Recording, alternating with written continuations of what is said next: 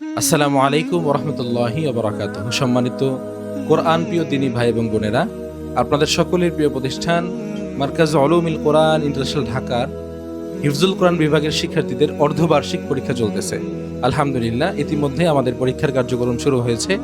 আমাদের আজকে 5 পাড়া এবং 10 পাড়া গ্রুপের পরীক্ষা নেওয়ার জন্য সম্মানিত বিচারক হিসাবে মার্কাজের অফিস কক্ষে উপস্থিত হয়েছেন। প্রধান বিচারক হিসাবে উপস্থিত আছেন আমাদের সকলের প্রিয় শ্রদ্ধেয় মাদ্রাসাতুল ফালাহ ইন্টারন্যাশনাল ঢাকা সম্মানিত প্রতিষ্ঠাতা চেয়ারম্যান হাফেজ মাওলানা মারুফ বিল্লাহ জুবায়ের হাফিজাহুল্লাহ। আসসালামু আলাইকুম রহমতুল্লাহি ওবারাকাতুহু। আজকের 5 পাড়া এবং 10 পাড়া গ্রুপে সম্মানিত সিনিয়র বিচারক হিসেবে উপস্থিত রয়েছেন জনপ্রিয় ইসলামিক আলোচক মাওলানা মুফতি মনিরুজ্জামান ফারুকি হাফিজাহুল্লাহ। আসসালামু আলাইকুম ওয়া রাহমাতুল্লাহি তাআলা ওয়া বারাকাতুহু। আলহামদুলিল্লাহ, আমাদের অর্ধবার্ষিকী পরীক্ষায় 5 পাড়া গ্রুপে আরও বিচারকের দায়িত্ব পালন করতেছেন ঐতিহ্যবাহী শ্যামপুর রহমতিয়া জামে মসজিদের সম্মানিত ইমাম এবং খতিব হাফেজ মাওলানা মুফতি হাসিবুর রহমান হাফিজাহুল্লাহ। আসসালামু আলাইকুম রহমতুল্লাহি বারাকাতুহু।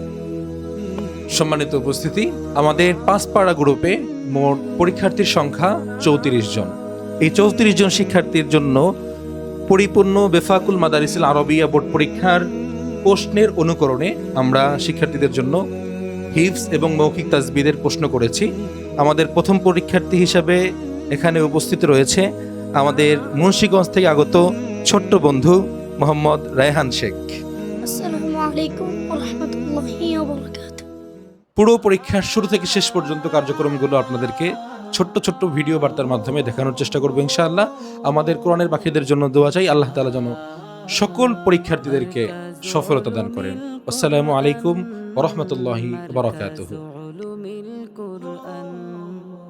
مركز علوم القرآن مركز علوم القرآن ইলমে কোরআনের বাগে আমরা সুবাসিত ফুল, আমাদের স্বপ্ন বিশ্বজয়ের হৃদয়ে হুব্বে রাসূল, হৃদয়ে হুব্বে রাসূল।